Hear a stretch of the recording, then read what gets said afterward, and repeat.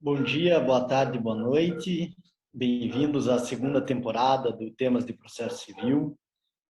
Estou aqui hoje com o meu amigo Guga, Eli, Lucas Buril, recebendo também como convidado o Luiz Krasuski, que é mestre e doutorando pela Universidade Federal do Paraná.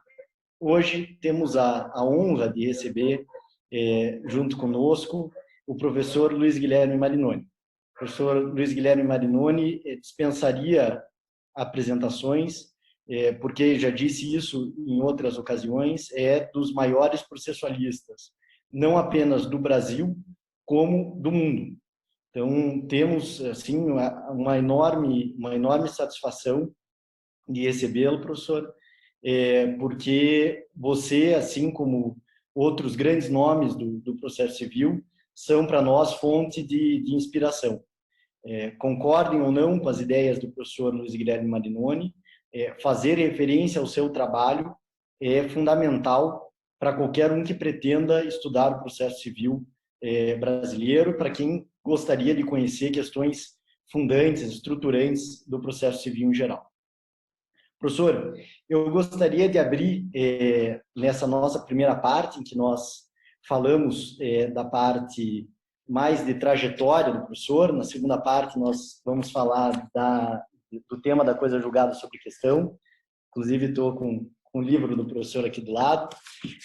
Eu queria abrir essa primeira parte com uma pergunta sobre o teu tempo de graduação e tua transição para o mestrado.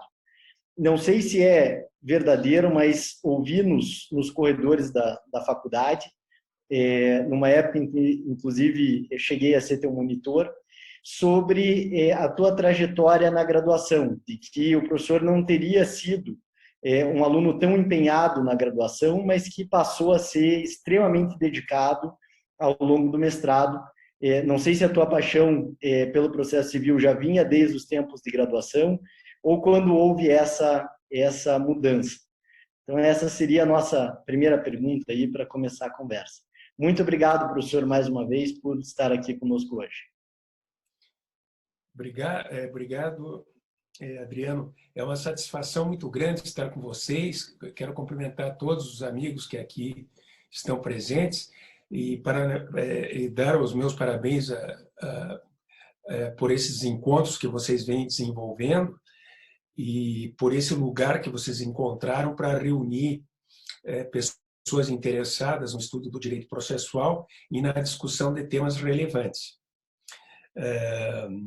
É muito interessante conversar dessa forma e trocar ideias dessa forma, de uma forma mais descontraída, porque as coisas acabam se desenvolvendo de forma mais fluida, honesta e até mesmo, se pode dizer, agradável, né? Bem, mas em relação à minha graduação, eu confesso que por um bom tempo na graduação, eu nunca fui um aluno, digamos, daqueles que, desde o colégio, que teve preocupação em ter boas notas, ou ser o primeiro aluno da sala, ou coisas do gênero. Eu sempre tive uma preocupação mais relacionada até mesmo ao meu modo de ser. Eu sou um pouco apaixonado pelas coisas. Então, eu não costumo me dedicar a coisas que não me trazem, que não espelham algo de diferente. Então, por um período de tempo, infelizmente, eu não tive bons professores na faculdade, nem estudei matérias relevantes, nem matérias que me atraíram. Por um bom tempo, eu cheguei até mesmo em pensar em desistir de estudar direito.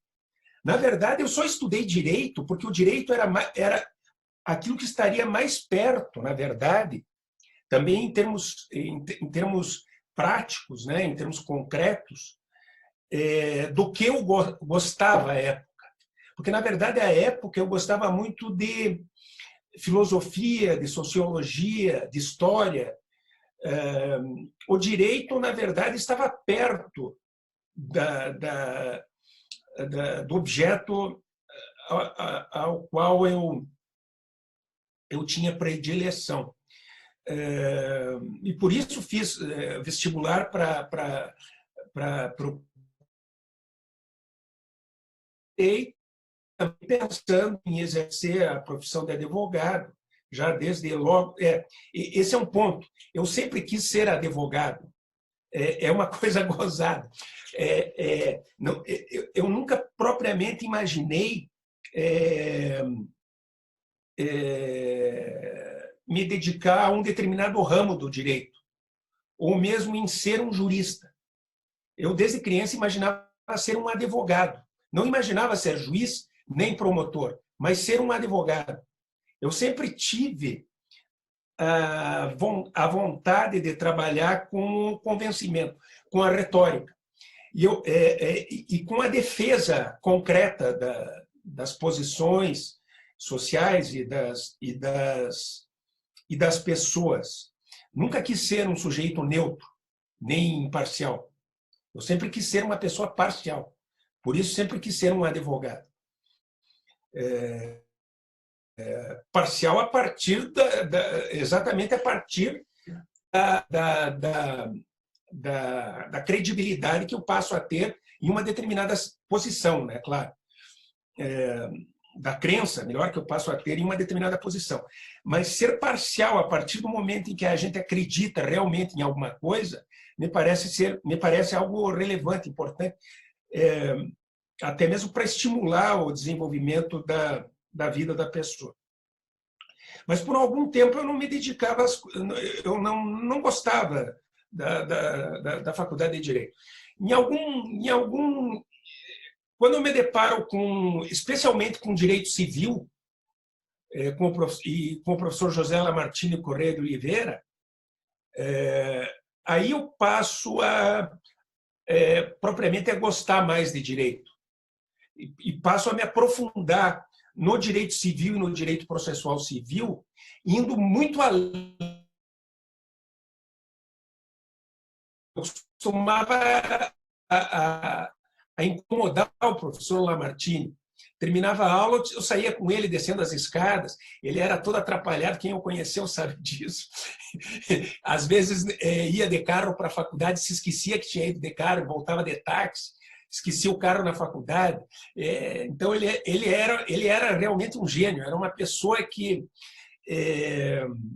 se desligava das coisas do dia a dia quando começava a falar sobre direito.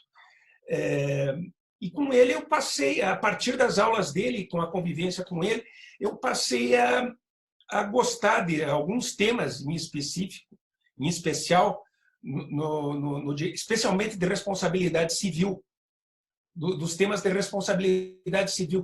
E ele era um professor que tinha um conhecimento aprofundado a respeito da responsabilidade civil e uma visão bastante moderna acerca da responsabilidade civil, embora não tenha escrito sobre o tema. E a partir daí eu passei a me dedicar também ao direito processual civil. A partir do direito civil, eu passei a me dedicar ao direito processual civil. E também ia além daquilo que era apresentado em sala de aula na graduação. De modo que na graduação eu era um aluno que me dedicava além do que deveria, ou do que seria necessário, melhor dizendo, a determinadas disciplinas. Direito civil, direito processual civil e direito constitucional. Mas não me dedicava a nada. Por exemplo, a medicina legal. Eu lembro até hoje, eu gostava muito do professor Romanora, professor de medicina legal, era muito meu amigo, era uma ótima pessoa, mas eu fiquei para a segunda época e quase reprovei em medicina legal. E lembro que tive que ir até... Ele jogava tênis no Curitibano, e lembro que eu tive que conversar com ele a respeito da minha segunda época na quadra de tênis no Curitibano, no Clube Curitibano, porque quase reprovei em medicina legal. Não consegui estudar aquilo, era uma coisa que me deixava me deixava insatisfeito mesmo, sabe? Mas, enfim, eu estudava aquilo que eu gostava, posso dizer isso.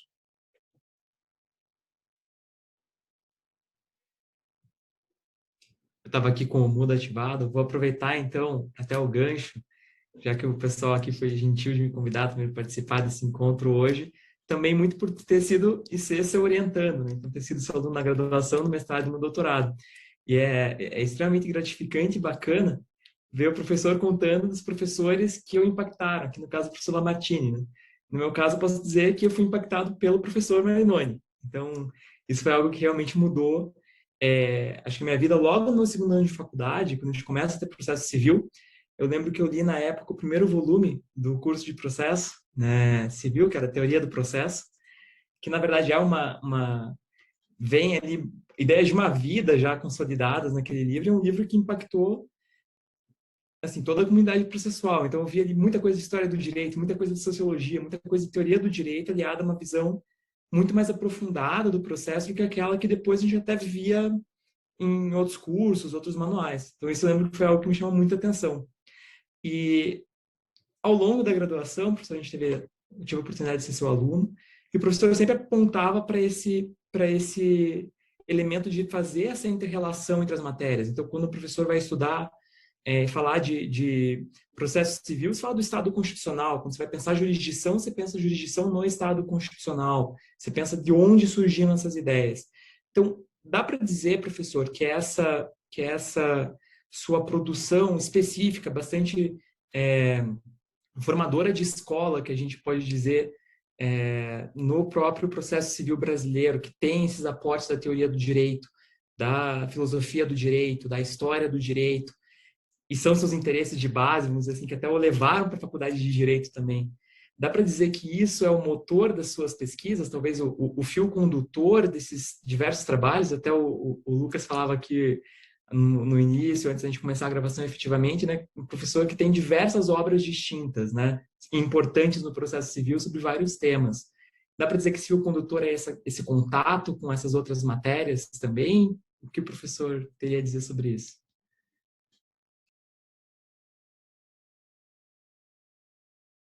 Professor, acho que está com o som desativado, professor. Só. Eu acho que sim. Eu diria que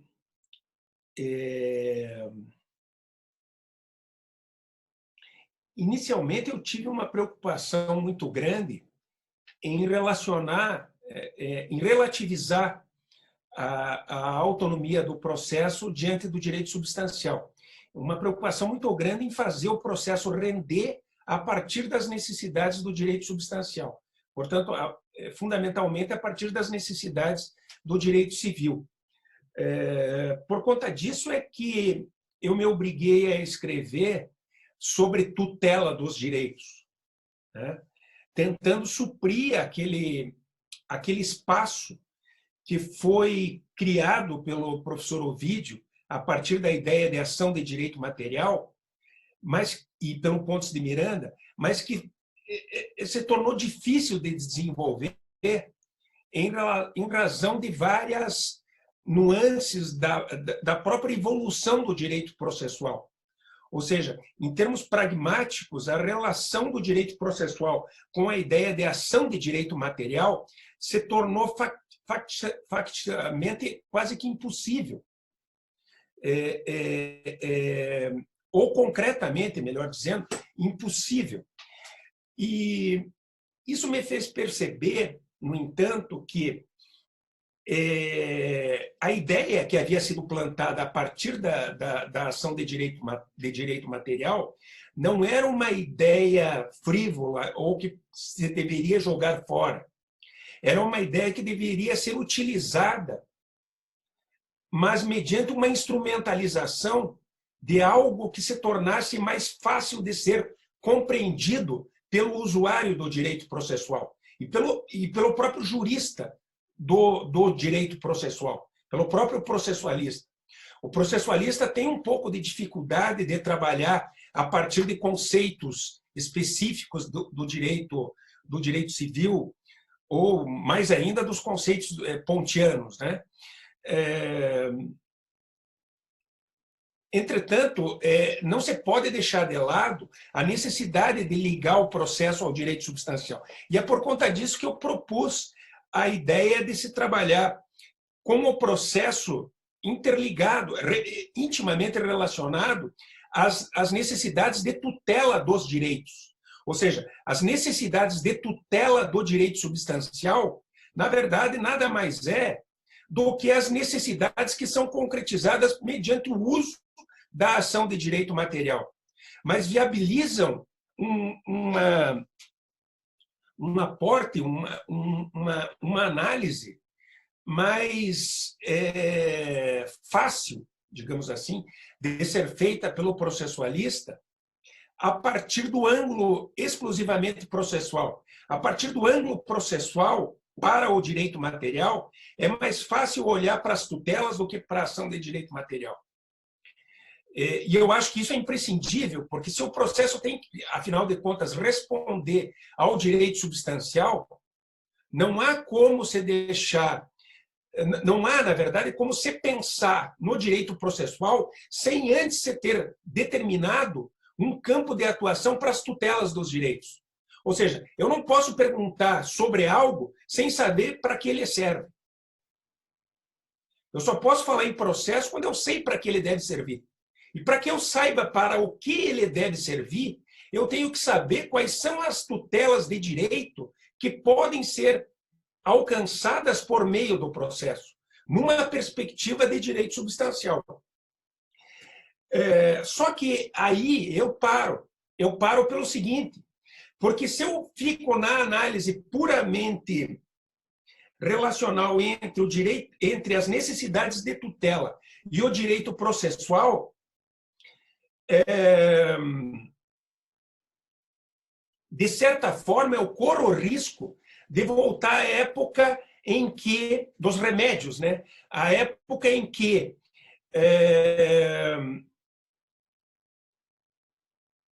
a falta de instrumento processual inviabilizava a proteção dos direitos. Em outras palavras, eu quero dizer o seguinte, que se é necessário encontrar resposta para o direito substancial, não bastam apenas respostas instituídas pelo legislador ao direito processual. É preciso se trabalhar a partir de um pano de fundo que permita ao jurista e ao operador do direito exatamente ajustar, a fazer o ajuste fino entre as necessidades de tutela dos direitos e a instrumentalização processual para o alcance dessas tutelas.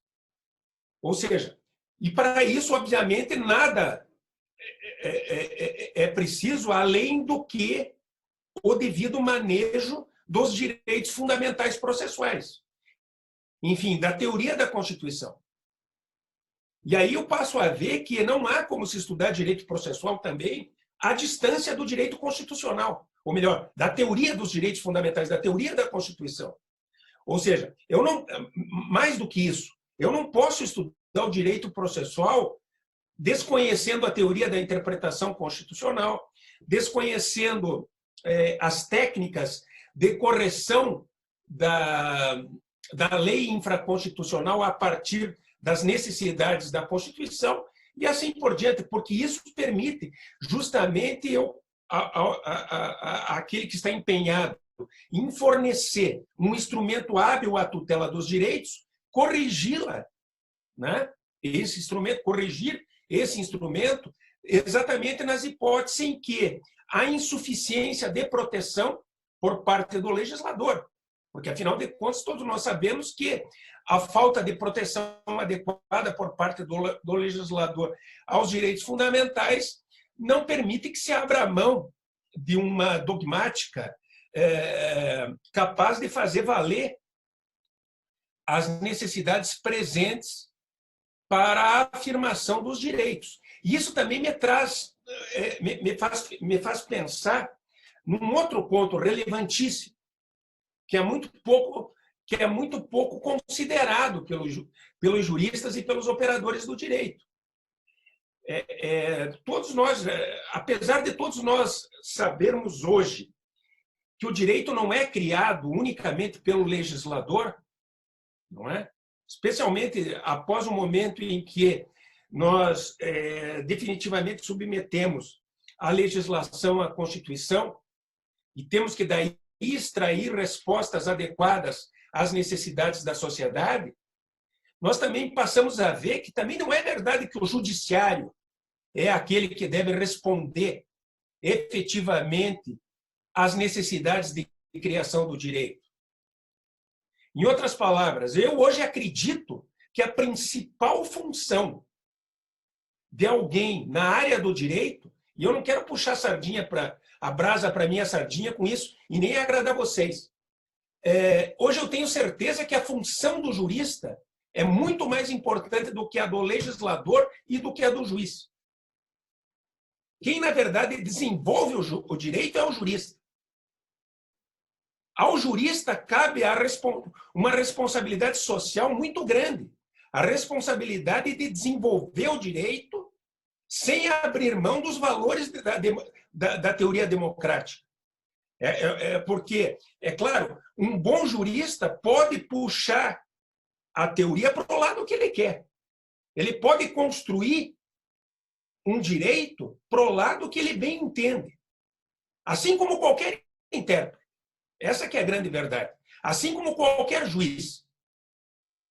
Não é? Nós sabemos que a lei depende da interpretação. O problema é que a interpretação tem limites. O juiz tem limites para interpretar, assim como o jurista também deve ter limites para interpretar. Só que esses limites não são controlados por ninguém. Ninguém controla a constitucionalidade do jurista X, do livro X. Não é? Ninguém controla a constitucionalidade da interpretação do jurista Z. O problema é que o jurista tem que ter uma autorresponsabilidade, tem que ter uma honestidade intelectual que lhe permita adquirir responsabilidade consigo mesmo e com os outros, com a sociedade com a qual ele convive. Não é? Porque ele tem uma responsabilidade para o futuro. Assim como o juiz dos precedentes, a corte de precedentes tem responsabilidade com o futuro, e é uma responsabilidade muito acentuada, muitos ainda não a perceberam, o jurista também tem essa responsabilidade. O que ele escreve em 1990 ainda é invocado. Vocês estavam falando do meu livro Novas Linhas do Processo Civil. É um livro juvenil. Mas é um livro onde eu trago algumas ideias em relação às quais pesa sobre mim também responsabilidade. Não é? Mas eu acho que esse é um ponto interessante e é um ponto que não é sobre o qual ninguém fala, nem na doutrina, nem ninguém pensa nisso. Todo mundo fica preocupado com o controle de constitucionalidade do juiz de primeiro grau, controle difuso, controle ação direta, controle concentrado. Sim, mas o jurista não tem um dever com ele mesmo e com os seus alunos, com a sociedade na qual ele está inserido, ou seja, com a Constituição. É óbvio que o jurista tem uma responsabilidade com a Constituição. E ter consciência dessa responsabilidade me parece algo muito importante. Todo jurista, seja de qual ramo do direito for, tem responsabilidade com o sentimento da Constituição. Tem a responsabilidade de construir um direito que tenha valor para a Constituição, que tenha valor para desenvolver a sociedade e para responder às necessidades sociais a partir dos direitos fundamentais e da Constituição. Isso me parece importante justamente porque muitas vezes se ouve críticas, por exemplo, daqueles que são mais presos ao texto da lei, se ouve críticas no sentido de que fulano de tal ou o juiz tal fez uma interpretação do Código de Processo Civil que diz algo que não consta no Código, né? Ou aquele que é mais simpático à análise constitucional da legislação processual, muitas vezes acusa ao jurista que tem uma preocupação mais dogmática de legalismo ou de falta de compromisso com a realização dos direitos e coisas do gênero. O que eu quero dizer com isso é que faltam critérios realmente objetivos que permitam um diálogo entre os juristas. Porque o jurista é a comunidade dos intérpretes, afinal. É a principal comunidade de intérpretes que está fora do judiciário, né? Que está fora das instituições públicas, que está fora do legislativo e do judiciário e do governo. Nós temos que ter critérios para o diálogo também.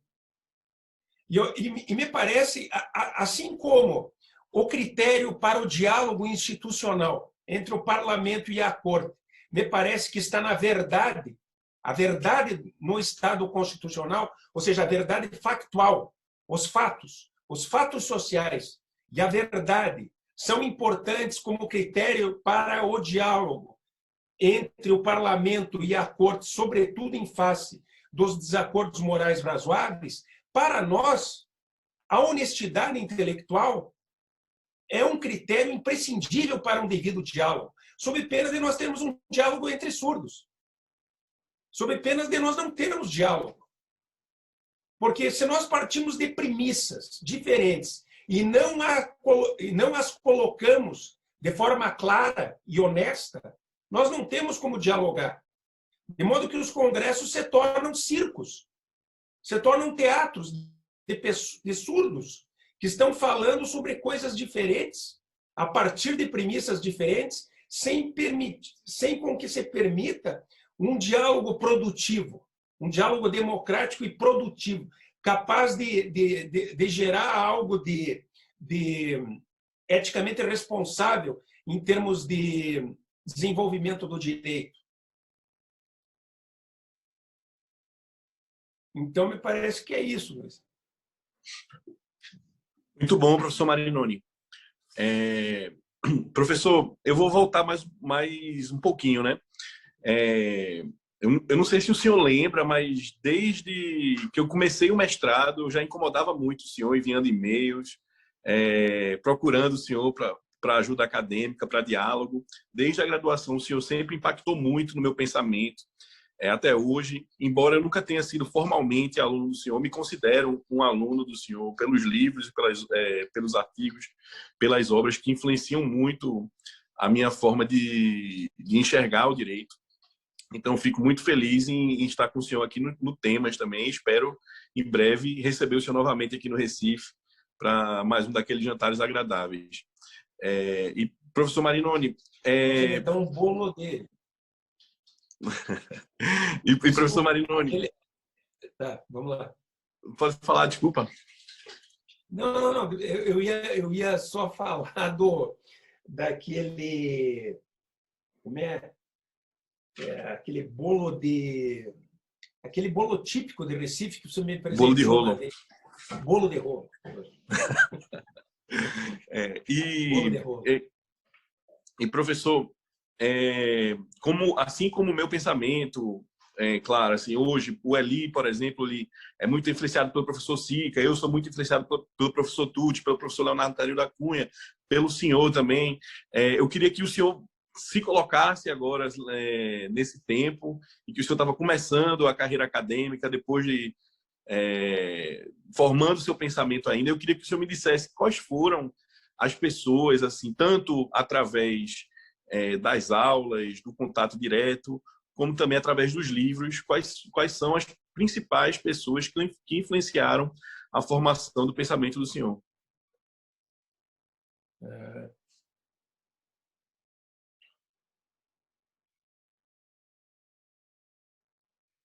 eu diria que no Brasil, especialmente o professor Ovídio.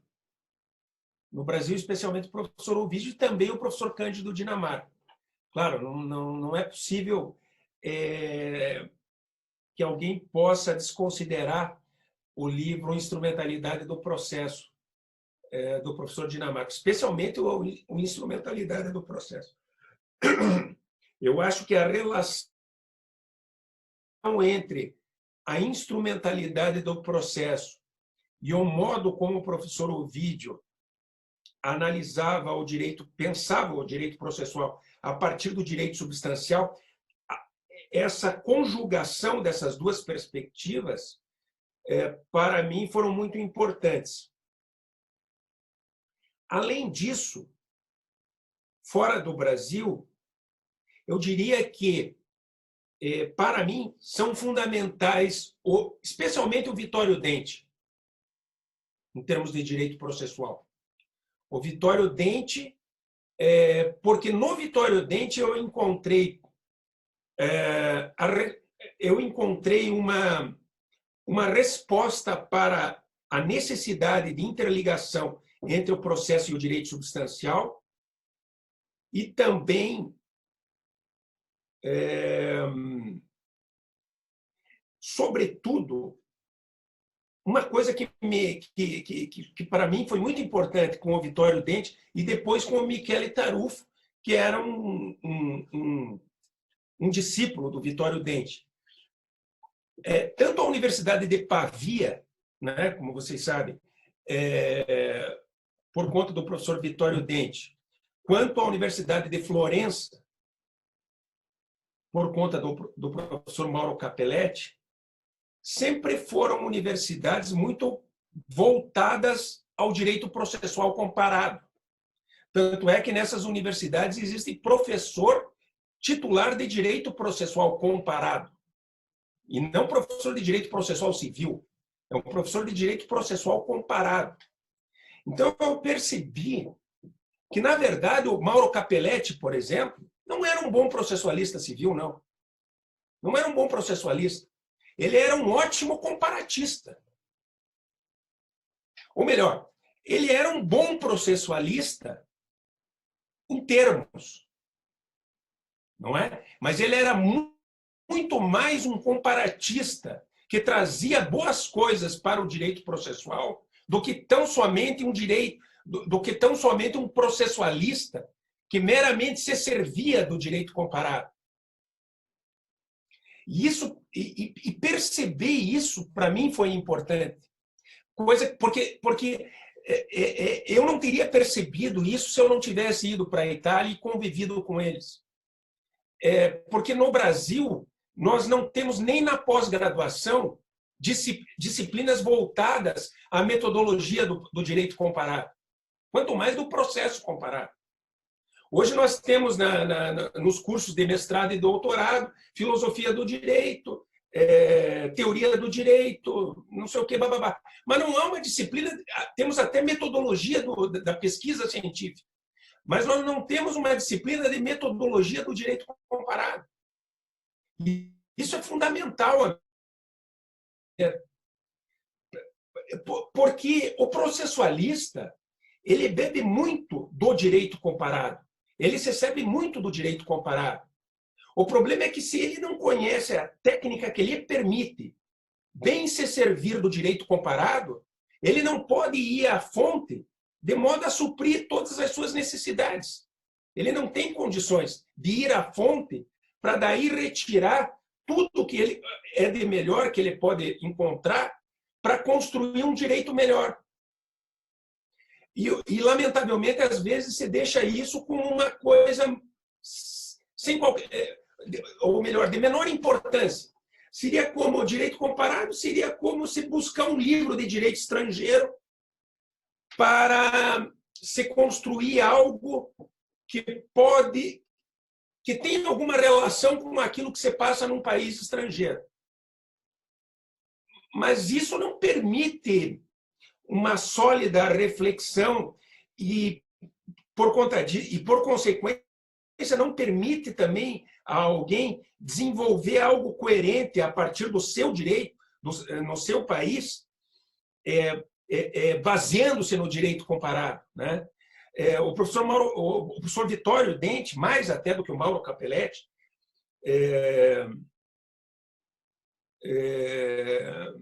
se propunha aos estudos comparatísticos de uma forma muito séria, de uma forma muito criteriosa, deixando muito claro que, por exemplo, o contexto histórico, o contexto político, era, na verdade, praticamente a única coisa que interessava em termos de direito comparado. Eu me lembro que uma vez o professor Vitório Dente me disse, olha, nós temos aqui em algumas universidades, ele falava, ele, até brincando,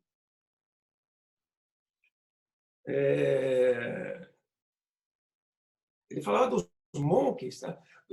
Que tinham macacos em algumas universidades que, na verdade, reproduziam yes, ok, porque se valiam de livros ou de escritos em inglês para introduzir determinados temas nas suas investigações. Como se bastasse simplesmente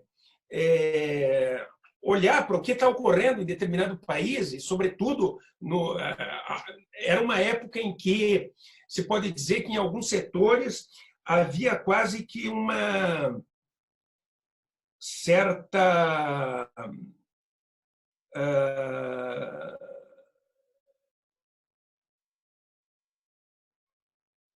como é que eu posso dizer, uma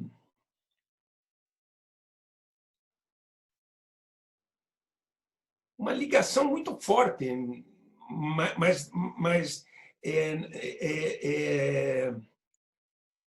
não mais despida de critérios dos processualistas italianos com o direito estadunidense. Essa era a crítica dele. Ou seja, ok, aquela coisa, né? Eu ouvi falar, mas não sei porquê, aquela coisa toda. Então, ele frisava muito a importância da compreensão cultural e política e social de um determinado, de um momento histórico em que o direito foi elaborado para se poder trabalhar com direito comparado. Essa percepção também, para mim, foi bastante importante. Eu diria que foi fundamental para me ter facilitado pensar sobre alguns aspectos do direito a partir do direito comparado. E eu acho que um processualista que não, claro, perde muito, né? Perde talvez 80% do potencial com o qual ele pode trabalhar para desenvolver as suas investigações. Mas, então, eu diria que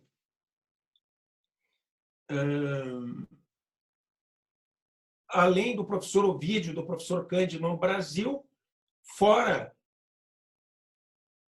do Brasil, a minha maior referência foi o professor Vitório Dente e depois o professor Michele Tarufo.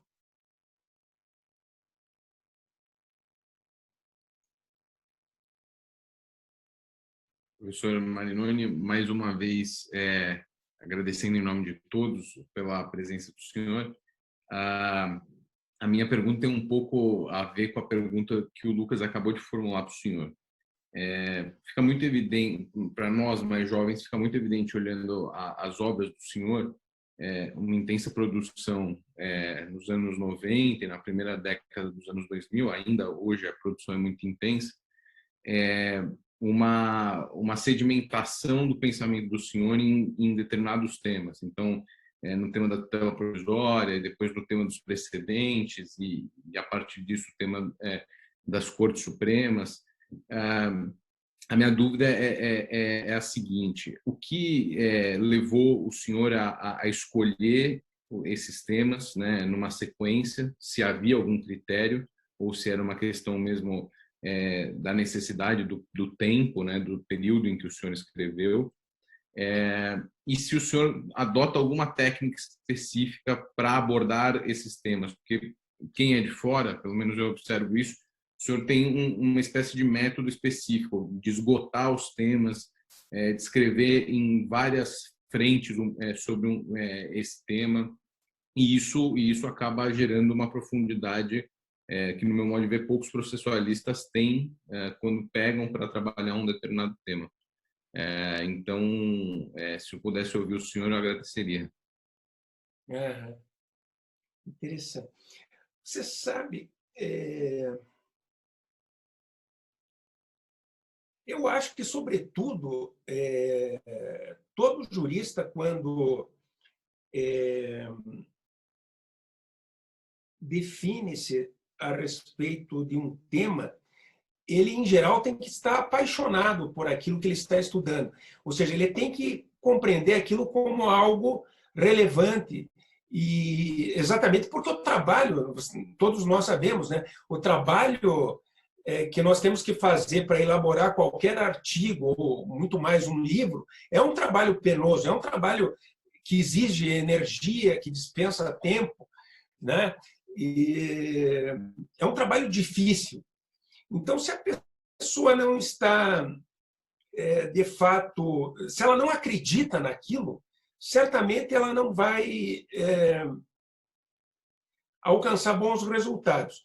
Mas, então, no início, eu era muito preocupado com o resultado do processo. Você veja, e na linha do professor Ovídio e do professor Cândido. Eu lembro que até hoje, isso faz o quê? Faz 25 anos atrás, quando eu comecei a escrever sobre tutela antecipada, e eu falava de resultado do processo. Eu me lembro até que eu estava dando uma palestra na USP, daí o José Rogério disse para mim: "Pô, Marinoni, você parece que é técnico de futebol, pô, só fica preocupado com o resultado para cá, isso é coisa de técnico de futebol." Você sabe que de fato, naquela época, eu era muito preocupado com o resultado jurídico substancial do processo, com o resultado do processo. E, por conta disso, obviamente, com a tutela de urgência, com a tutela antecipada, com a tutela inibitória. Então, essas foram as minhas primeiras preocupações, em tentar criar, em termos processuais, algo que pudesse satisfazer as necessidades daquele que vai a juízo em busca de um resultado, né? De um resultado, em termos de direito substancial, que o satisfaça.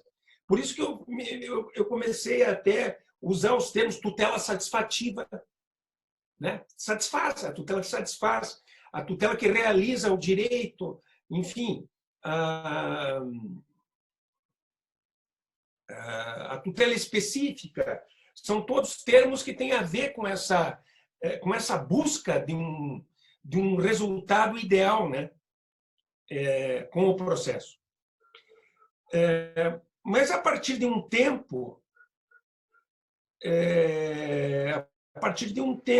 eu comecei a...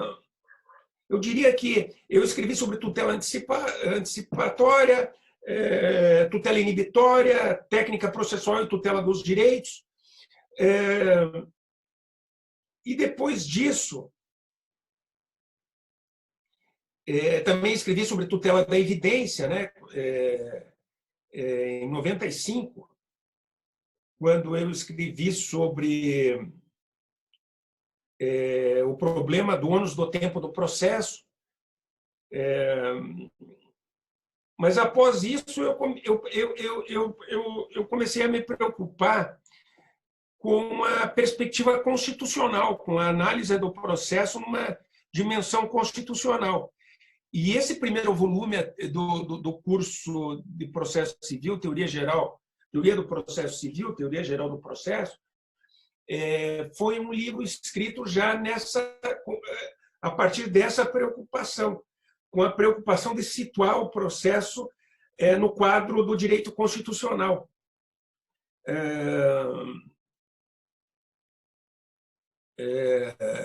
E a partir desta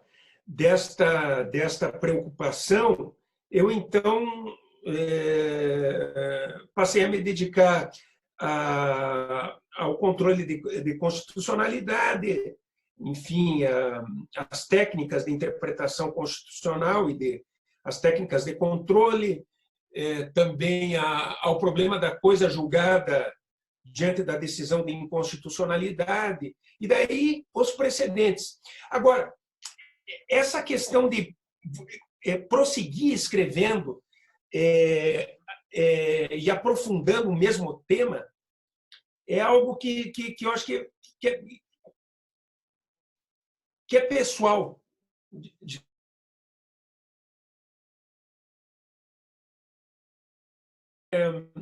Na verdade, eu escrevi sobre tutela cautelar e tutela antecipada, depois sobre tutela da evidência, depois sobre tutela inibitória, depois sobre tutela específica e, por último, sobre técnicas processuais e tutela dos direitos. Quase, eu trabalhava quase que como, ao terminar um livro, eu já estava pensando no outro. Porque escrevendo um livro me surgiam dúvidas que eu dizia, não, isso tem que ser resolvido em outro livro, mediante outro livro. Quando eu estava escrevendo sobre tutela antecipada, me surgiu claramente o problema da tutela de evidência. Quando eu estou escrevendo sobre tutela da evidência, sobre tutela antecipada, eu percebo, e tutela cautelar, eu percebo o problema da tutela inibitória. Quando eu escrevo sobre tutela inibitória, para mim fica muito claro que tinha que se fechar o campo, porque o problema não era só de tutela inibitória, era problema de tutela específica, diante de uma tutela pelo equivalente. Então, teria que se completar o quadro das tutelas específicas. Quando eu percebo que você tem que completar o quadro das tutelas específicas, eu noto também que esse quadro pode ser complementado apenas por quem pensa em técnica processual à distância da tutela do direito. Justamente porque, se não for assim, eu vou confundir tutela específica com, por exemplo, sentença mandamental, que era o que ocorria até determinado momento. Eu mesmo confundia até determinado momento, né? Por conta das lições que a gente tinha à época. Você falava em sentença executiva, sentença mandamental, e se utilizava a expressão tutela para se falar em tutela condenatória, tutela mandamental, tutela executiva, e assim por diante.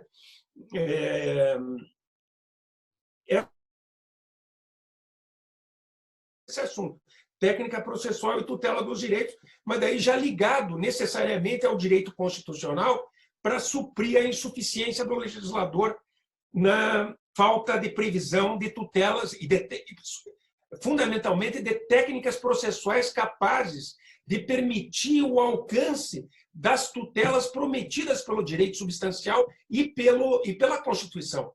Que ver que coisa gozada. Se você pensa em tutela, né, a partir das necessidades do direito material, você naturalmente chega à conclusão de que, se eu tenho direito à tutela a partir do direito substancial e da Constituição, eu não posso não poder alcançar a tutela a partir do processo. Se eu não puder alcançar, é porque tem algo de errado. Eu, como jurista, tenho que responder a isso. Eu tenho que dar uma resposta a isso. E essa resposta, para ser coerente, só pode ser dada a partir da teoria do direito constitucional. Ou seja, eu tenho que trabalhar com a teoria da interpretação e com as técnicas de controle para viabilizar uma resposta idônea para as situações em que há insuficiência normativa. Por exemplo, na previsão de técnica processual. Então, parece que é como se eu ficasse sempre devendo alguma coisa para mim mesmo. Ou seja, eu termino um livro, aquilo não me satisfez, está faltando alguma coisa. Eu tenho que escrever um outro que vem em seguida. Eu não posso ir para outro tema. Se eu for para outro tema, eu vou deixar isso inacabado. Eu vou estar faltando com a responsabilidade comigo mesmo. Eu vou estar fingindo não ver uma coisa que eu sei que existe. Eu acho que a pior coisa para um jurista é saber que ele está fraudando ele mesmo. Quando ele não fica convencido sobre o que ele escreveu, é horrível. Todo mundo pode achar maravilhoso o livro dele. Ah, que maravilha, que bacana, excepcional, legal. Mas quem sabe onde está o erro é quem escreve. Quem finge não ver o erro, porra, é um cara...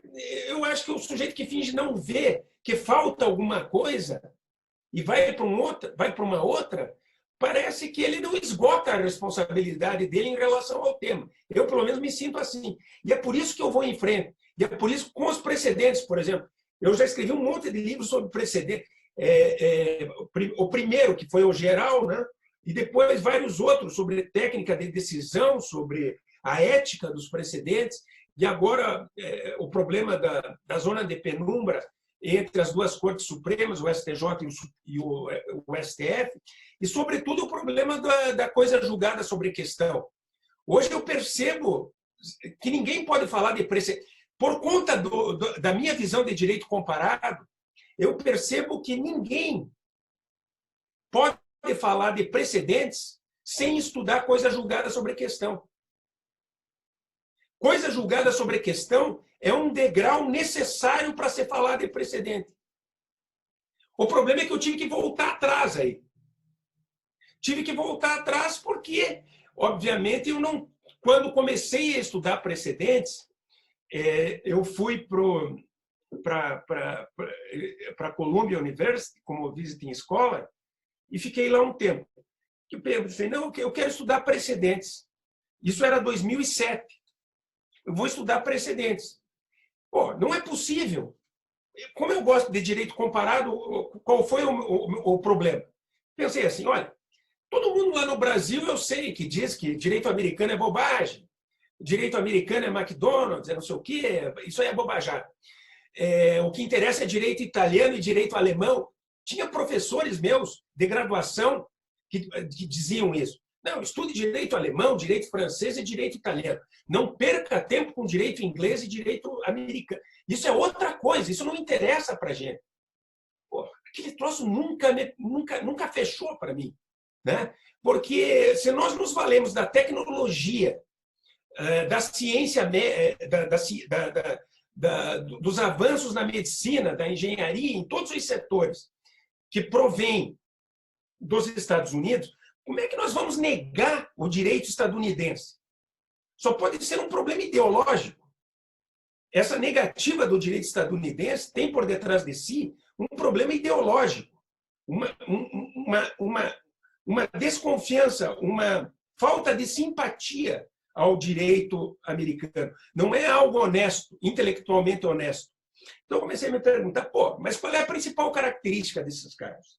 O pragmatismo, a objetividade, resolver as coisas de forma simples e de acordo com os fundamentos, de acordo com o devido processo legal, etc, etc. E o que mais vale para eles? A segurança jurídica. A segurança jurídica e a coerência do direito. E por que vale a coerência do direito? Eu não sabia na época. Eu só fui perceber que a coerência era fundamental exatamente porque nós aqui, no Civil Law, há 500 anos estudamos teoria da interpretação e até hoje nós não conseguimos perceber que nós nunca vamos conseguir dar uma resposta adequada à teoria da interpretação sem buscar a coerência das decisões dos tribunais. Não se fecha a teoria da interpretação. A interpretação é sempre aberta. Especialmente quando a interpretação advém de normas de tecido aberto, como os dispositivos constitucionais. Não há critério objetivo que faça valer como certa uma interpretação em detrimento da outra. O que torna na verdade, o problema não é saber se uma interpretação é certa, é correta, a meu ver. O problema é saber se uma interpretação é responsável. Se uma corte é responsável. E não se uma corte é correta. Eu não estou preocupado em saber se um jurista é correto. Eu quero saber se esse jurista é responsável. É isso que me importa. Quando eu vejo um aluno, eu falo com um aluno, eu quero saber se o teu trabalho é responsável com você mesmo. Se você está sendo coerente com os teus argumentos. E o que é responsabilidade? É coerência com os teus argumentos. Você não pode escrever algo na segunda página e dizer outra na 100ª. Né? Você tem que ser coerente. Eu acho que a coerência da corte, entre as decisões da corte, a coerência e a integridade são fundamentais para garantir a responsabilidade sobre a interpretação. E é isso que eu percebi, então, em 2008. Bom, eu preciso dos precedentes, por quê? Porque eu preciso de segurança jurídica. Não de segurança, mas não segurança jurídica no sentido de dar a todos uma mesma decisão. Aí, a partir daí que eu me distancio daqueles que começam a se valer da teoria dos precedentes para tentar desenvolver o nosso direito. Eu não vejo na teoria dos precedentes algo fundamental em termos de garantir decisões iguais para todos. O problema não é igualdade de uma. O problema não é o de se dar decisões iguais a todos que estão diante de uma mesma situação. Até porque isso é utópico. Os casos são sempre diferentes. O problema é se dar a todos que estão diante de situações similares, porque o problema dos precedentes não é nunca casos iguais, é sempre casos similares. Esse é o outro erro. Se fosse para ter resposta para casos similares, eu comprava uma máquina, não precisava de judiciário. Há determinados temas que são temas de moda, que se tornam temas de moda. E os temas de moda propiciam enganos relevantes, enganos sérios. E, por consequência, enganos aos juízes, porque os juízes não têm tempo. Os ministros não têm tempo para refletir sobre as questões, assim como os juristas. Então, eles são, obviamente, por isso que eu disse que a função do jurista é a principal na perspectiva do desenvolvimento do direito. Os juristas compram, aliás, os juízes compram aquilo que é elaborado pelos juristas. De modo que, se aquilo é elaborado de forma precipitada ou de afogadilho, ou por modismo, isso tudo é comprado pelos tribunais. Professor, a gente disse no início que a gente só chama pessoas que inspiram a gente, né? E o professor é uma delas.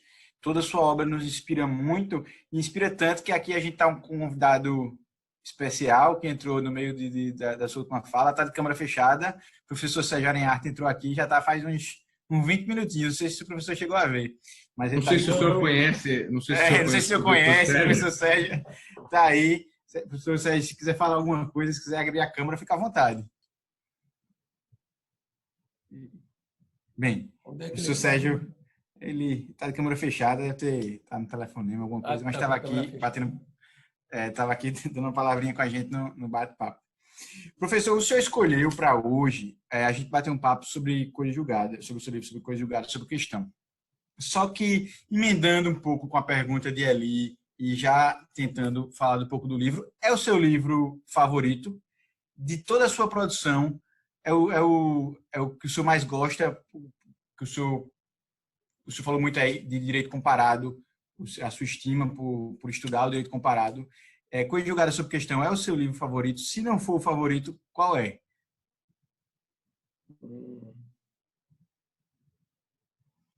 Puxa, não sei dizer.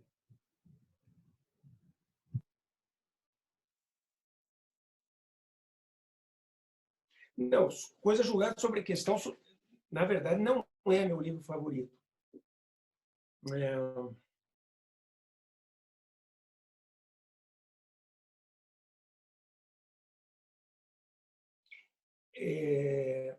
Eu escrevi assim de forma mais fácil, e eu acho que de forma mais prazerosa,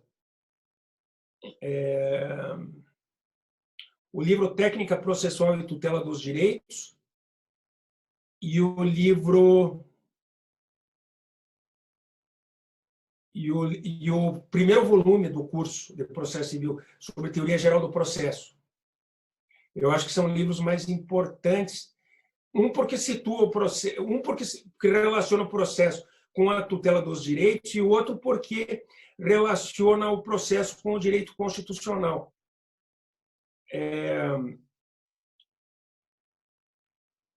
Depois, esses outros livros, na verdade, são livros angustiantes, na verdade. O livro sobre coisa julgada sobre questão é uma angústia, porque é uma confissão de que há um problema anterior e não percebido a respeito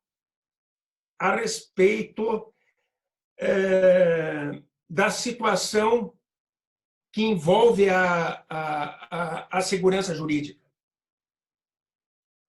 E é um livro que coloca em xeque, na verdade, uma das instituições fundamentais do direito processual. E coloca em xeque uma das instituições fundamentais do direito processual, juntamente com a doutrina de Chiovenda. Na verdade, coloca em xeque o conceito romano de coisa julgada. O conceito romano de coisa julgada, o conceito de que a coisa julgada recai sobre o pedido e beneficia e diz respeito apenas às partes, é esse conceito, na verdade, é esse conceito que é desafiado pelo collateral estoppel e pela coisa julgada sobre a questão, e, na verdade, pelo stare decisis. Ou seja, os precedentes obrigatórios, o stare decisis, na verdade, desafiam a coisa julgada romana. É isso que nós não percebemos. Então, por isso que esse, para mim, é um livro angustiante. Porque, na verdade, eu não estou aqui criticando quem não percebe, estou me criticando a mim mesmo. Porque antes eu escrevi vários livros sobre precedentes sem perceber isso. Eu só fui perceber depois que já tinha escrito 4 ou 5 livros, IRDR, vários livros, julgamento nas Cortes Supremas, vários livros sobre precedentes. Aí é que eu me toquei conversando, na verdade, e não me toquei estudando. Esse é o pior. Na verdade, e por isso que eu acho que o direito comparado é importante. E, na verdade, o diálogo é importante com juristas estrangeiros. Na verdade, foi um professor americano que me fez ver isso numa conversa de 5 minutos tomando café. Por incrível que pareça. Eu estou conversando com o sujeito, com o meu inglês macarrônico, conversando com o sujeito, dizendo, não, no Brasil nós estamos lá preocupados com os precedentes, com a teoria dos precedentes. E eu escrevi alguns livros sobre a teoria dos precedentes, sobre precedentes, enfim, e estou aqui... na verdade, eu estava trabalhando com uma arbitragem em Nova York, não estava propriamente me dedicando ao estudo. Mas eu quero aproveitar aqui para estudar mais um pouco. Daí ele falou... Daí ele começou a falar de collateral estoppel. Eu disse para ele, pois é, você sabe que eu vi várias teses na Colômbia sempre relacionando class action, collateral estoppel e stare decisis. Mas nunca entendi muito e nunca quis aprofundar isso. Daí ele falou, olha, se você não estudar collateral estoppel, você não vai saber o que é class action. Simplesmente você não vai conseguir compreender o porquê da coisa julgada e da representação adequada criada para class action. Você não vai conseguir seguir os precedentes. Se você não souber o que é collateral estoppel, muito menos você vai conseguir compreender de forma adequada o stare decisis, a lógica do stare decisis. Eu olhei para ele, mas por quê? Daí ele me explicou tal em poucas palavras, daí eu comecei a estudar. Pô, isso para mim é quase que como você construir uma casa, é quase como você dar uma de Tim Maia. Você construir a casa no terreno do teu vizinho. Você gasta um dinheirão, gasta energia, constrói uma casa e quando você vê, você verifica que construiu a casa num terreno que não era teu. Então você passa um tempão estudando sobre um tema sem perceber que antes você deveria ter estudado uma premissa para aquele tema. Pô, então isso dói, né?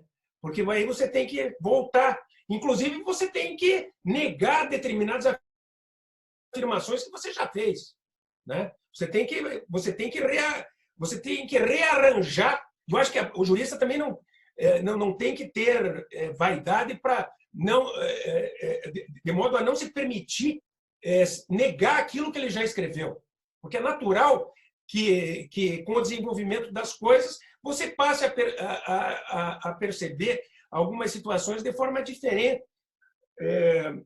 por conta de você não ter tido oportunidade de olhar de forma específica e direta para um determinado lado, né? Em uma determinada perspectiva. E daí, então, é que eu fui, por conta dessa conversa com esse professor, é que eu fui, de 5 minutos, é que eu fui estudar collateral stop e coisa julgada sobre a questão. Foi ele que me disse isso. Aliás, eu me recordo, parece que eu estou hoje com ele. Ele me disse o seguinte: você conhece o Giovanni Pugliese do Civil Law, né? Um professor de direito romano, de teoria do direito, enfim, que fez muitas contribuições para o direito processual. Eu sei, ele é americano, eu sei que ele disse expressamente que a teoria do Chiovenda sobre coisa julgada é uma teoria, entre aspas, socialmente inútil. Quando ele me disse que a teoria do Chiovenda sobre coisa julgada era uma teoria socialmente inútil, aquilo me marcou. Eu fui atrás lá nos Estados Unidos, fui atrás da Enciclopédia del Diritto e do verbete do Giovanni Pugliese sobre coisa julgada, e ele diz exatamente isso. Ele escreveu em 1969. Eu fico pensando, por que nenhum processualista italiano repetiu isso? Aliás, o único que escreveu sobre isso, aliás, 2 ou 3 escreveram, mas um daqueles que escreveram de forma mais enfática sobre isso foi o Michele Taruffi, em 1972, reafirmando mais ou menos aquilo que o Pugliese escreveu em 69. O problema é que isso ficou em desuso na Itália. Por quê? Porque a possibilidade de modificação legislativa da legislação processual é enorme na Itália. É muito difícil se alterar o Código de Processo Civil. É muito mais difícil ainda se romper com o conceito romano de coisa julgada. Então, a discussão em torno dos benefícios da coisa julgada sobre questão ficaram paralisados, ficaram contidos, por conta do não avanço da doutrina processual, sobretudo, sobre o tema. A doutrina paralisou por conta da inviabilidade prática da sua correta utilização na Itália. Na Itália, eles não têm norma como a do artigo 503 que nós temos aqui, e que abre clara oportunidade para a coisa julgada sobre a questão. Na Itália está escrito claramente que a coisa julgada cai sobre o pedido e somente pode dizer respeito às partes, e ponto. Né? Então, eles teriam que alterar o Código de Processo e justificar essa alteração com tudo que carrega essa autorização, essa alteração, em termos de maior poder dos juízes e de aproximação com um instituto que sempre foi temido pelos juristas de civil law, que é o stare decisis. O collateral estoppel se aproxima do stare decisis e, portanto, sair da coisa julgada tradicional, da coisa julgada romana, indo para a coisa julgada sobre a questão, é dar um passo para o stare decisis. E esse passo é muito difícil de ser assimilado por um jurista de civil law, especialmente por um jurista italiano. E é por isso que nunca passaria no legislativo italiano uma alteração como essa. Mas, embora ela tenha sido sustentada de forma coerente, tanto pelo Michele Taruffi quanto pelo Giovanni Pugliese. Sendo que os dois, que ambos tinham, especialmente o Michele Taruffi, tinham uma relação íntima com o direito comparado de common law, né? E por isso que escreveu sobre o tema. E depois escreveu sobre precedentes também. Mas então, esse livro, voltando, Coisas Julgadas sobre Questão, acaba sendo um livro angustiante, porque é um livro que me obriga a voltar a abrir a ferida. É um livro que me obriga a voltar atrás no tempo, abrir a ferida, confessar que o problema não está apenas no Stare Decisis e nos precedentes, e investigar a raiz do problema, aprofundar a ferida. A raiz do problema está na coisa julgada romana. Mas quem poderia me dizer isso senão um jurista americano? E claro que ele não diria isso num livro, porque para eles isso é óbvio. Isso só vem numa conversa de cafezinho mesmo. Eu poderia ler 200 livros sobre precedentes e não iria encontrar isso escrito. Teria que vir a partir de uma conversa de cafezinho. Por isso que essas conversas são importantes, esses diálogos são importantes. Essa forma de comunicação que vocês estão desenvolvendo aqui no Temas é importante, porque permite um diálogo mais franco e honesto sobre determinadas questões, onde a gente pode falar coisas que a gente, obviamente, não falaria por escrito, né? E nem num círculo maior, num congresso, onde estão lá 500 pessoas. Nós estamos falando num grupo de poucas pessoas, né? Um grupo reservado. Então, eu acho que isso que são esses insights que às vezes permitem que você escreva um outro livro e até mesmo volte atrás, aprofundando a ferida, né? Professor, acho que pelo tempo, talvez essa seja até uma última pergunta, provavelmente. Então, tem uma frase aqui, eu vou pegar até do Novas Linhas, que eu acho que encerra no sentido de sintetiza muito daquilo que você falou aqui a partir das respostas pro Lucas, pro Eli, pra pergunta do Gustavo, também a pergunta que a gente estava discutindo aqui antes, que é aquela ideia que se cita até o Capelletti falando: a idade dos sonhos dogmáticos acabou. A nossa modernidade está na consciência de que o processo, como o direito em geral, é um instrumento da vida real e, como tal, deve ser tratado e vivido. Então, essa lógica de sempre estar disposto a pensar a partir do problema e também de apresentar enfim, voltar até e revisitar algum tema, como você faz agora com a coisa julgada sobre questão. Então, acho que a última pergunta, eu até estava falando com o Adriano por aqui, até uma coisa que ele trouxe, que é interessante, é ver essa lógica da coisa julgada sobre questão a favor de terceiro. Se o nosso código, na forma como está conformado, se isso foi recepcionado, porque isso seria um grande elemento dessa aproximação entre a tradição e a doutrina americana do collateral estoppel e a coisa julgada do civil law. Então, se o professor puder, talvez, falar um pouco sobre isso, que acho que é um objeto desse livro de angústia também, acho que seria uma forma interessante de fechar. É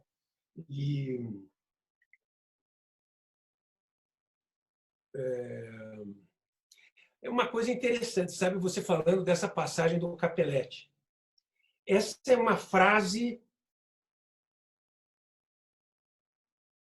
importante, é uma frase de um jurista analisado, eu diria, como era o Capelletti, de um jurista que fez psicanálise.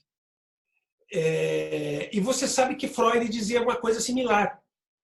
Freud dizia: uma pessoa só faz as coisas direito, um escritor só escreve com honestidade intelectual quando ele se porta como o artista que queima os móveis da casa para esquentar a musa que ele está pintando.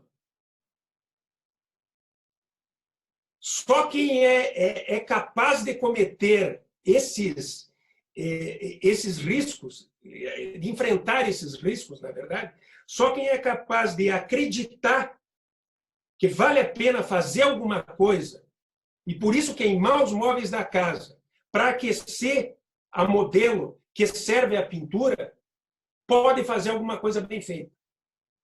Isso é interessante. Porque é necessário se acreditar naquilo de forma honesta, para se poder dialogar e para se poder despender tempo para escrever e gastar energia em detrimento da convivência com os amigos e com os familiares, para se fazer alguma coisa de útil, porque senão não vale a pena. Em outras palavras, o que ele está falando é saber o que realmente vale a pena nessa vida. Quando vale a pena gastar tempo escrevendo?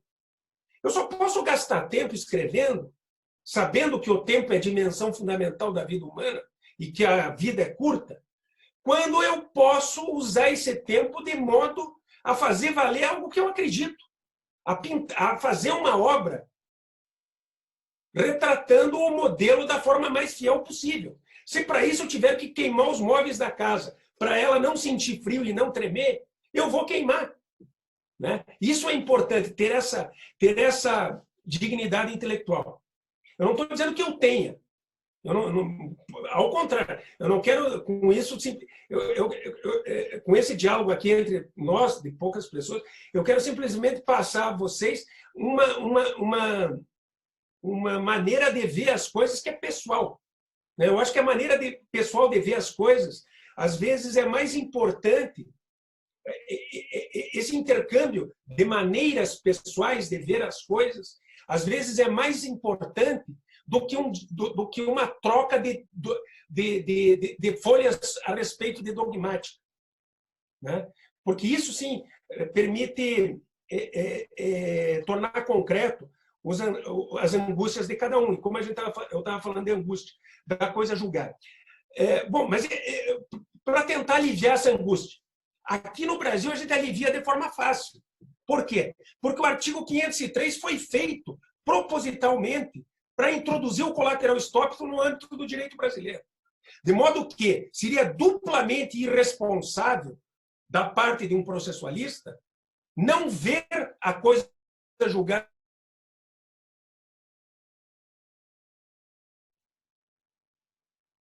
Seria completamente irresponsável. Em primeiro lugar, seria irresponsável porque ele não tentou. Porque mesmo que ele estivesse diante do Código de 73, ele teria a obrigação de tentar, assim como fizeram Giovanni Pugliese e Michele Tarufo na Itália. Entretanto, quando ele tem na mão o instrumental necessário para assim o fazer e não faz, mantendo-se preso ao passado, aí ele se torna duplamente irresponsável. Não está escrito em nenhum lugar do mundo que exista um conceito certo de questão prejudicial. Isso é um absurdo. Não há conceito de questão prejudicial. Não existe conceito de coisa julgada. Isso toca as raias do absurdo também. O conceito de questão prejudicial é um conceito teórico. É um conceito eminentemente teórico. Aliás, o conceito de questão prejudicial do Vittorio Dente já é um conceito completamente diferente daquele que foi forjado por Chiovenda. E é um conceito aberto para coisa julgada sobre questão. Basta ler o Vittorio Dente. É um conceito teórico. Agora, por que eu vou trabalhar com uma teoria que nega a efetividade da realização dos direitos? Por que eu vou favorecer uma dogmática que é contraditória com os direitos fundamentais? Qual é a lógica para isso? Onde está escrito que questão prejudicial no direito brasileiro, a não ser nas obras que trabalhavam com ação declaratória incidental à época do Código de 73, que tem que ser todas jogadas no lixo, porque não serve mais para nada. Onde está escrito que questão prejudicial é uma questão que diz respeito a uma relação jurídica que pode ser autônoma e que pode dar origem à ação declaratória incidental? Em nenhum lugar, obviamente. Até porque o artigo 503 é a cópia do parágrafo 27 do segundo. O artigo 503 é uma cópia do direito americano. Não tem nada a ver com a coisa julgada de Chiovenda. Não tem nada a ver com a questão prejudicial italiana. Então, eu não posso argumentar de que não cabe coisa julgada, que não há coisa julgada sobre questão a respeito da definição da responsabilidade civil no curso de uma ação de indenização, por exemplo, no curso de uma ação ressarcitória. Se eu defino no curso de uma ação que objetiva uma tutela ressarcitória por dano, a responsabilidade civil, obviamente eu tenho coisa julgada sobre a questão. Estão ali todos os pressupostos no código para demonstrar que aí há coisa julgada sobre a questão. Ah, mas não há relação jurídica autônoma de que falava o Chiovenda em 1912, 1904. Não há coisa julgada e a relação jurídica de que falava o Código Italiano em 1940. Claro que não há, porque não é dessa relação jurídica que nós estamos tratando. E é socialmente irresponsável e constitucionalmente irresponsável se submeter a um conceito de questão prejudicial como esse para se debruçar sobre um instituto altamente importante para o desenvolvimento do direito. Eu não posso priorizar uma interpretação que não favorece a realização dos direitos quando eu tenho em mãos regras que me permitem chegar a uma interpretação que favorece a realização dos direitos. A máxima efetividade das regras é algo que deve ser alcançado por todo aquele processualista que está preocupado com a efetividade da tutela dos direitos, ou seja, com a realização do direito fundamental processual básico, que é o direito fundamental, a tutela jurisdicional efetiva. Então, você está escrito no Código que a coisa julgada apenas não pode prejudicar terceiros, eu posso ler que ela pode beneficiar.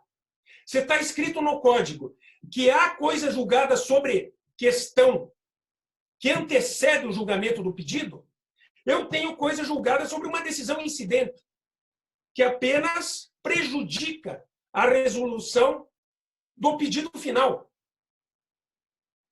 Não precisa ser objeto, ela não precisa dar ensejo a uma ação declaratória autônoma para poder permitir que sobre ela recaia a coisa julgada sobre a questão. Toda questão que é um pressuposto, ainda uma questão de direito, uma questão puramente normativa, que é pressuposto para o julgamento de um pedido, é uma questão totalmente assimilável ao artigo 503. Na verdade, quem não admite a coisa julgada em termos de collateral estoppel é que inutiliza o artigo 503. E aí está cometendo uma irresponsabilidade social flagrante, porque está colaborando para construir um direito inútil, quando tem na mão legislação útil. Se o jurista italiano foi obrigado a ser condescendente com uma legislação inútil, pelo menos ele a criticou. Agora, o jurista brasileiro construiu uma dogmática inútil a despeito de ter nas mãos um Código de Processo Civil útil, na verdade, trabalhar para construir uma geração de processualistas irresponsáveis. Eu acho que toda geração de processualistas tem um lugar no tempo e no espaço. E é muito... E percebam, há uma grande responsabilidade para o futuro. Escrever dogmática, escrever uma teoria processual, não é algo que tem que satisfazer aos olhos e à vontade de alguém advogar na corte X ou na corte Y, ou ganhar mais dinheiro, ou fazer mais pareceres. Eu sei que tem muito jurista que pensa assim. Não, eu vou escrever. Quantos eu já ouvi falar que vão escrever sobre tal coisa porque querem dar mais pareceres? Ou porque querem advogar mais? Muitos falam isso. Mas isso, obviamente, é socialmente reprovável. É eticamente irreprovável. Pior, ser condescendente é isso, não colocar o dedo na ferida, não perceber que é necessário construir uma teoria processual capaz de responder de forma digna às necessidades da sociedade, quando o material está nas suas mãos. É o mesmo do que ter conhecimento científico, material científico, e não criar uma vacina contra o Covid. É a mesma coisa. Ou seja, é deixar de se valer de algo que está nas mãos e que te foi entregue para não criar algo de útil para a sociedade. Isso vai ser cobrado mais tarde. Não pensem que isso não vai ser cobrado.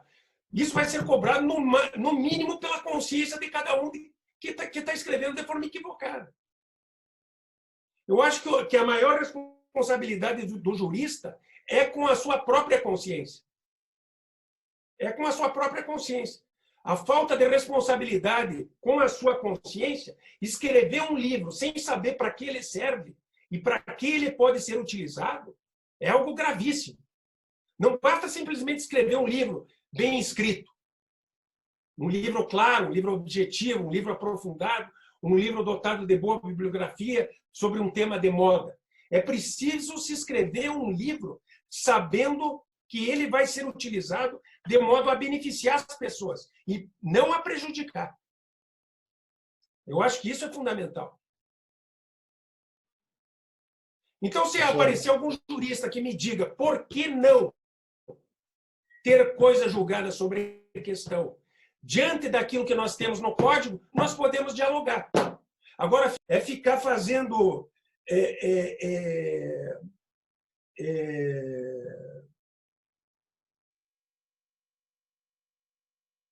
É ficar fingindo que uma doutrina pode se eternizar. Carrió, no célebre livro dele sobre linguagem e direito, dizia que um dos piores vícios do jurista é imaginar que o direito se faz a partir de conceitos herdados que podem ser definidos como certos. Não existem conceitos certos. Não existem conceitos herdados. Conceitos podem ser adequados a determinadas épocas e têm que ser sempre respeitados. Os conceitos são respeitados quando relacionados com as suas épocas. Mas supor que um conceito tem que se eternizar simplesmente porque ele foi criado por um jurista célebre é, na verdade, cometer um dos piores vícios daquele que estuda direito. Isso não sou eu que estou dizendo. Quem disse foi Genaro Carrió, num dos livros também mais úteis que eu já li, que é um livro sobre linguagem e direito. Eu acho que todos deveriam ler esse livro. É um livro fundamental em termos de teoria do direito.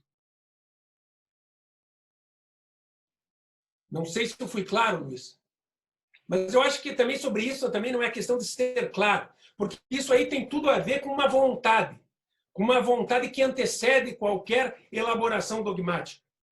Então, é uma coisa que está fora da discussão. Querer que o direito seja melhor ou não tem a ver com uma vontade.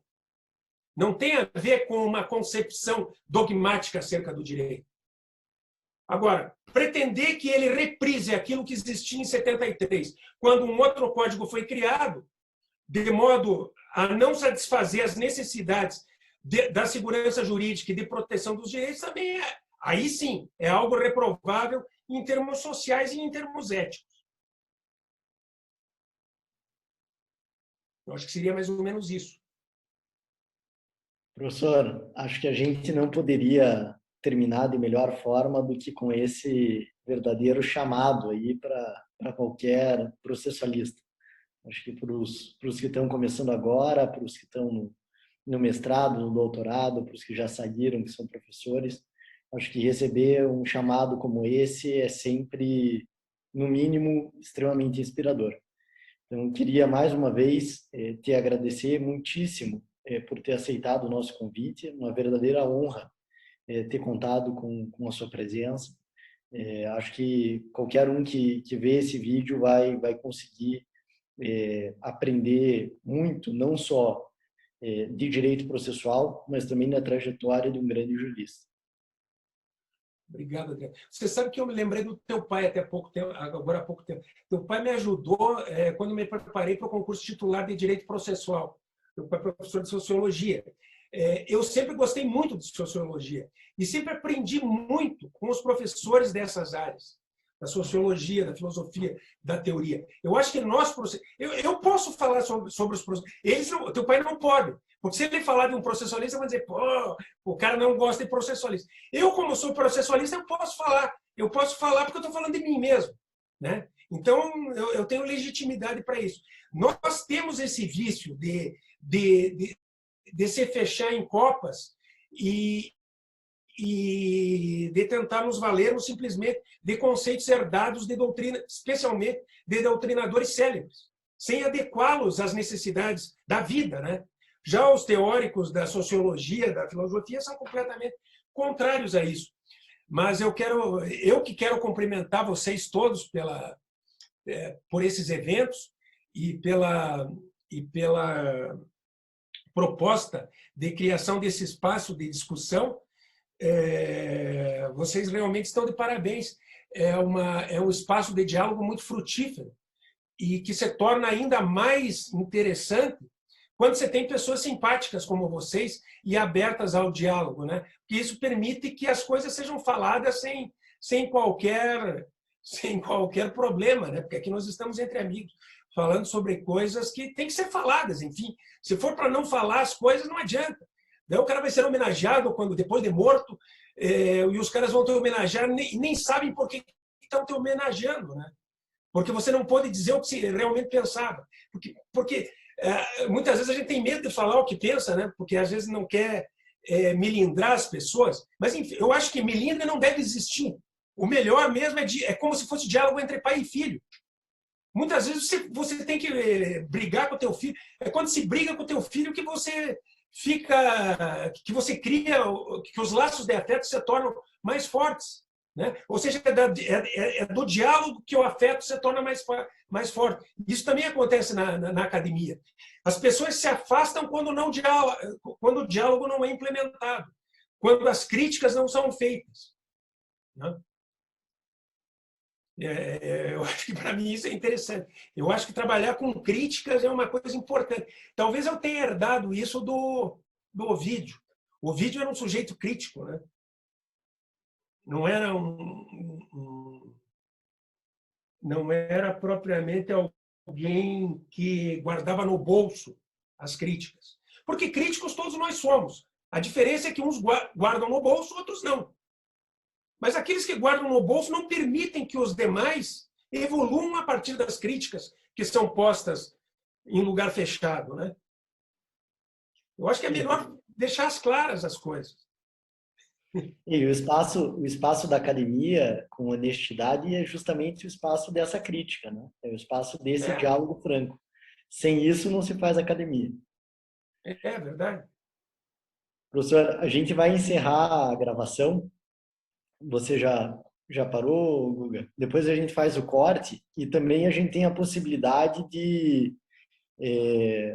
fazer edições, a gente faz alguns cortes de vídeo. Então, tá no... Acho que tá sem som.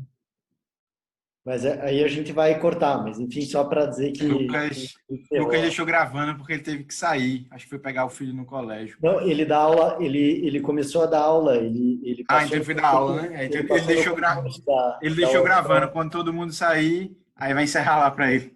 Ah, entendi. Ele passou no concurso da UFPR recentemente e a aula dele era agora às 7.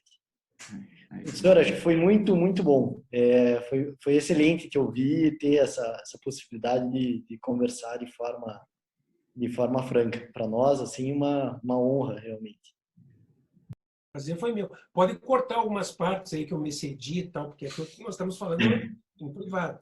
Não, pode ficar... partes que vocês forem acho que quando o professor fala assim, os ministros do Supremo essa parte você já pode dar uma... Não precisa. Essas partes não precisa pôr. Senão depois eu vou sustentar lá onde está chato. Alguns professores a gente cortou quase metade, né? Pode deixar. Enquanto isso, eu estava com o professor Sérgio aqui me dizendo no WhatsApp para eu perguntar o que você achava do TOEFL.